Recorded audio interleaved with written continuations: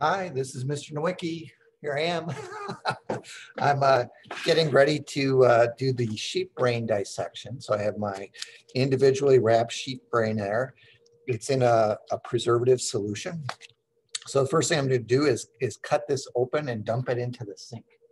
The preservative is a preservative. It's designed to prevent the decay of the specimen. So I just cut my bag open.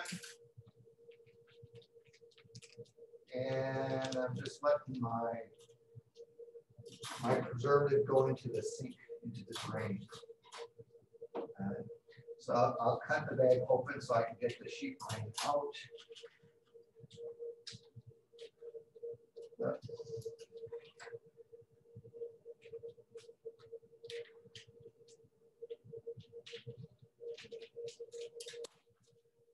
The preservative is kind of a yucky smelling stuff. It's not decay, but it is a chemical preservative. And so we don't want to get that on our skin or breathe it for too long.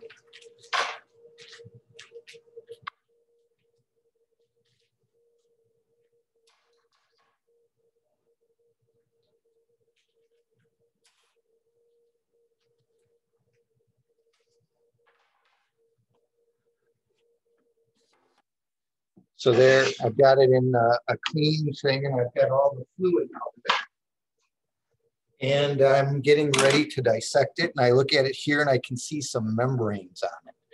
And so if you can look, there the membrane is ripped. These are the meninges. And so I'm going to cut the meninges, and I'm going to make a cut down the brain, down the midline of the brain, so I can separate it. So you can see I'm just cutting, and I'm not doing a super fancy cut or anything like that. I just want to get it off. And some of this, it's almost like there's some connective tissue here that separates the lobes of the cerebrum. Okay, which you can kind of see. There's the frontal area of the cerebrum, and here's the cerebellum back here. And you can see there's a pretty thick area there. So I'm going to cut through that. It's a little messy.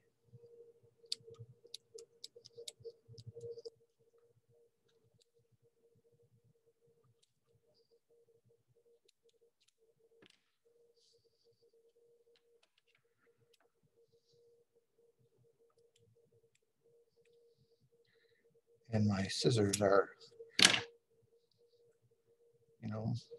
often I think of these things as kind of safety things, that they're not really all that sharp. Which I don't know that that's that safe, but they think it is. And then the bottom side of the brain still has things. These are cranial nerves. There's the spinal cord. There are cranial nerves embedded there. This is a bit of the anterior cavity there. That's showing some of the materials going into the nasal cavity. So let's see if I can get rid of some of that. So there's some nice instructions in your lab manual on these dissections. I think on page 154 from chapter 17. So yeah, that's got some of the bony membranes that are, or bony structures that are involved in the nasal cavity. So this will look more like a brain in just a minute here. There you can kind of see. It's not perfect, but it's starting to look like what it looks like in the pages of the lab manual. Okay, so there's the anterior end right there. I've cut away those parts of the nasal cavity. There's the cerebellum right there. This is called the tectum, the junction between there. And I'll actually get that out of there now that I've got it kind of started. So it goes down in there.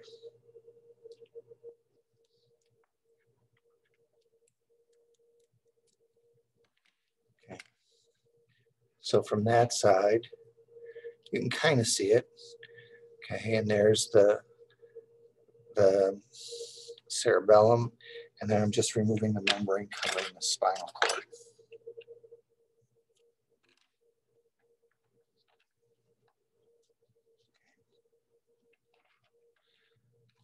Let's cut this away.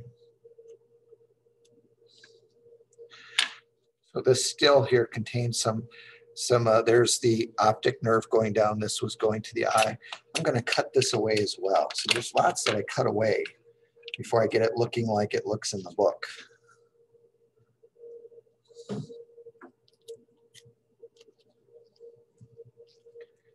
this as well here.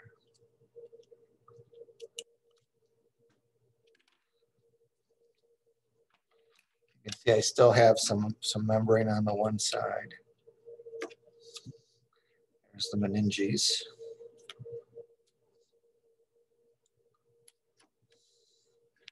Okay. So there's the temporal lobe here, frontal lobe, occipital, and parietal. There's the two hemispheres. This is the longitudinal fissure. Okay, the cerebellum. There's the medulla and pons right there. The midbrain's kind of hidden. There's still a mass of stuff here. This contains some of the cranial nerves. You can see right here, there's one optic nerve, there's the other. But much of this is, that's where the pituitary gland was. And here's still more of the meninges that are covering the bottom surface of the brain. So I'm going to get rid of those.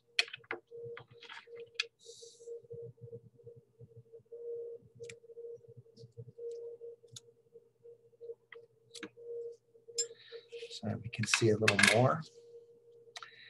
And I hate to say it, but there's the pituitary gland right there. I don't know if you can see it. Yeah, that looks nice. So, and there's kind of the pons, the midbrains right there. There's the medulla. Here's where the olfactory bulbs are attached there that I cut away. There's still a little bit of membrane there. There's the optic nerves right there, that little Y. That's the optic chiasma where they cross over. So the pituitary gland, which sits right there, okay, that's, where am I going here? That's where the hypothalamus is just above that and directly connected to it. I hate to cut it off, but I think I'm going to cut right through it. So our goal here is to make a cut down the midline, okay? So your book might say forceps, but I'm just using a steak knife. And so I sharpened it up, and the goal is to try and get it right down the center. So I just kind of do that. And it's kind of cut in hope.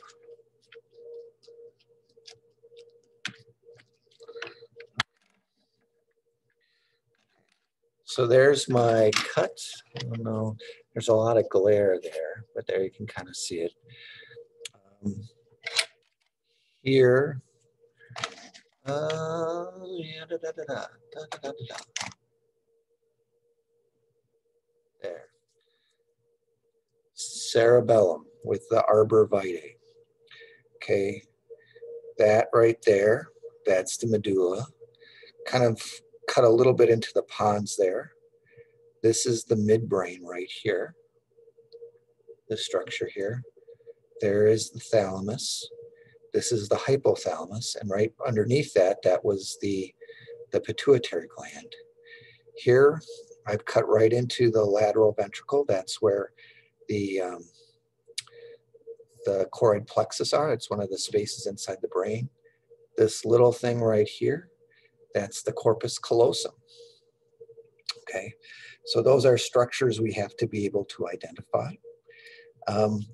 Also, kind of the surface of the brain. This bottom section here is much harder than some of the other sections, so I'm going to just use the scissors to get it nice and separate. Because some of it's hard. There we go. Now I can do that pretty nicely. Okay, so corpus callosum there, midbrain, thalamus, hypothalamus, cerebellum, arbor vitae going through there, medulla, pons kind of there. I didn't make such a nice cut there, kind of went back and forth. This little space here, that's the fourth ventricle. Kind of inside there, that's the lateral ventricle, and there's the aqueduct there going around. Okay, not too bad.